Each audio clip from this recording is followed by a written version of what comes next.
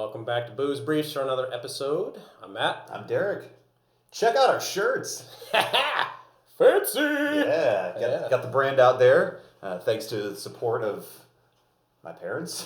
Yes. We got some new shirts, so we got a new thing to try here today, Matt. Never seen it, never heard of it. Nope. I'm excited because it involves two of my favorite things.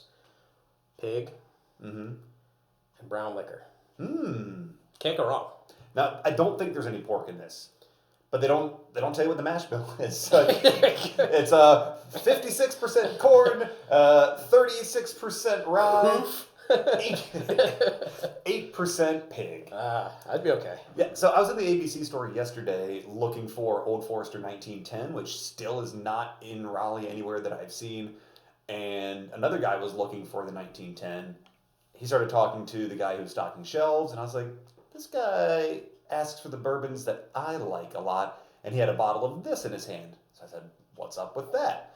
And he told me a little bit about it, and I was like, you know what, let's give it a try. He said it's kind of hard to find. When I got home, I did some more reading on it.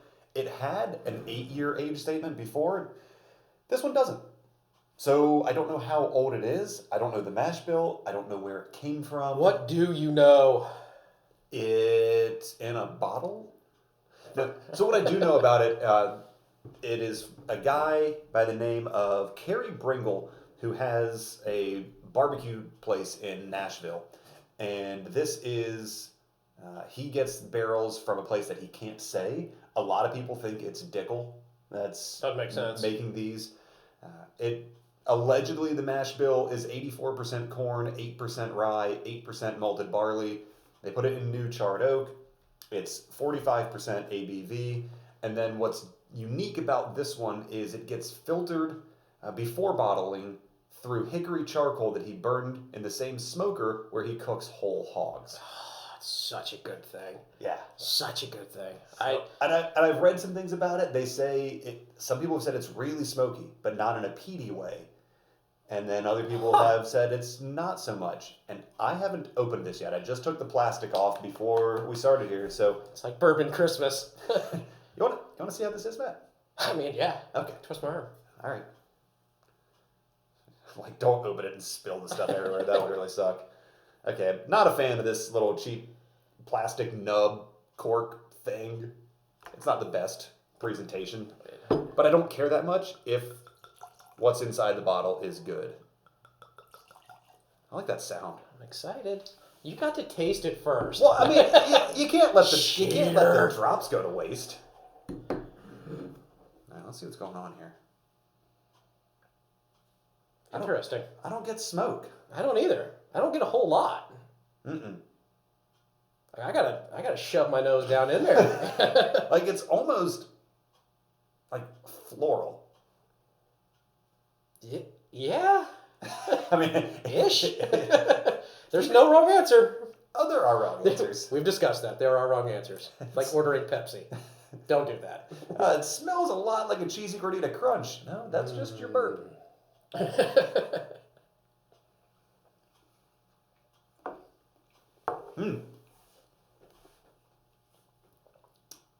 Okay, now I get the smoke. Yeah. That's got an interesting mouthfeel to it. Yeah. Like it almost like a scotch. Like it drinks thin, but it's thick. I'm with you 100%. Like when That's weird. I hate talking about drinking things. I was like when it enters your mouth and that kind of stuff because it all just sounds like, are you really talking about that? Or are you talking about something else? But yeah, at first, like you said, it's just thin and it just kind of like hits the tip of your tongue and then like, okay, it's gone. But like it's still, I can still feel the burn on the sides of my mouth. I don't even get burn. I just get that coating of flavor. Burn may be a bit strong, but just like you can tell the alcohol heat. Its presence. Yeah, again, don't smell a whole... That, once it gets down in there and there's just a little bit, it kind of made my contact water a little bit, but that's the first time it's done. Oh, yeah, there we go. Yeah, so you just got to give it a second to breathe, I guess. It's been pent up in that bottle for too long. I'm really curious to see how this is once it's been open. Like, come back a week from now. It's got a little more air in there. It's doing some things. With a good pork butt. Mm-hmm. Be a good pairing. Yeah. Ribs. So the other kind of cool story on this, and this feels like less marketing fluff and more a cool background story here. It says Carey, the pitmaster, lost his leg to bone cancer and built the Peg Leg Porker brand to show his zest for life, sense of humor, and love of great food and spirits. So that's kind of cool. Yeah, he could be a pirate if he wants to.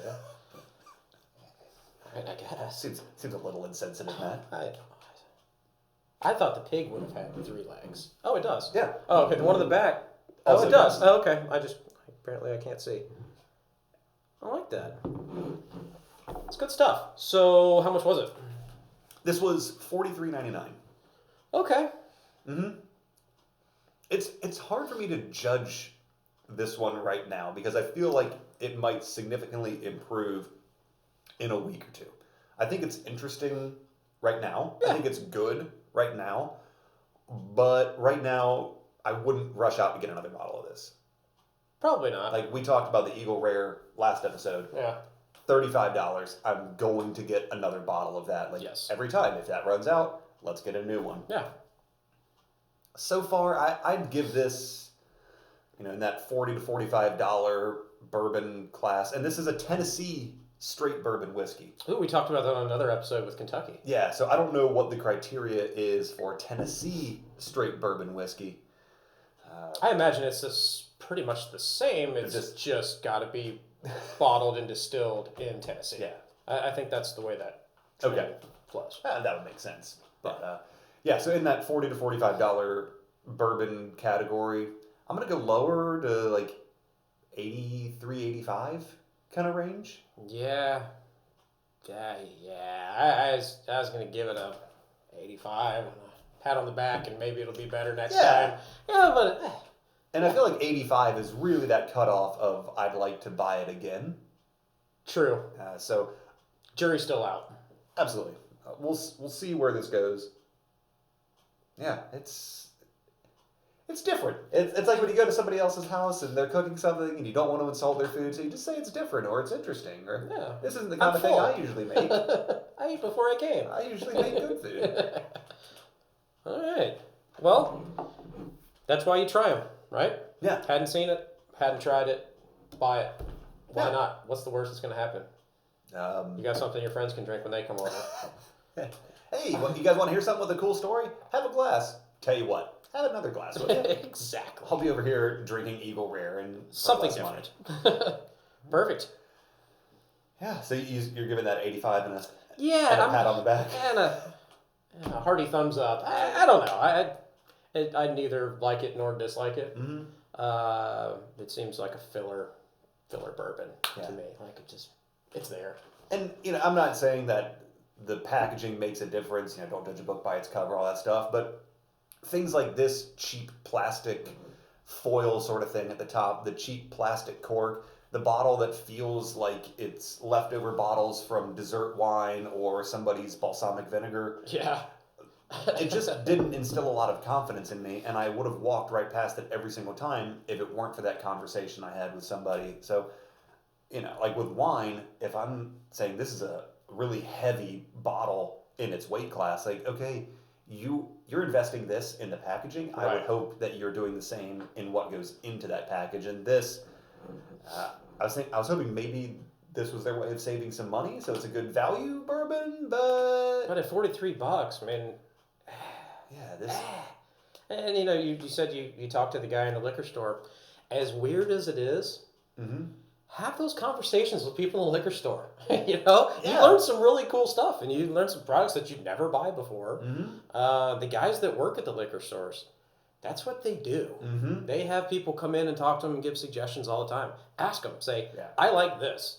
What would you suggest? And they're going to look at you and be like, oh my God, I'm stocking my shelves right now, leave me alone. But they may give you a good suggestion. And then, you know what? If you go back to them and they know you, like the ones at my liquor store know me, they'll make suggestions. And then they'll ask you for suggestions. So have those conversations. Yeah, that's this one. We'll check it out later. Probably not on another video, but maybe on Instagram or Facebook. So find us there. We're at Booze Briefs on both of those, at boozebriefs.com. And subscribe on here. Hit the notifications so you know when we post new videos. Boom. Booze Briefs. Yeah, do that. Boom. Go to the site. And until then, enjoy some good stuff in your glasses. And we'll see you next time. See you next time.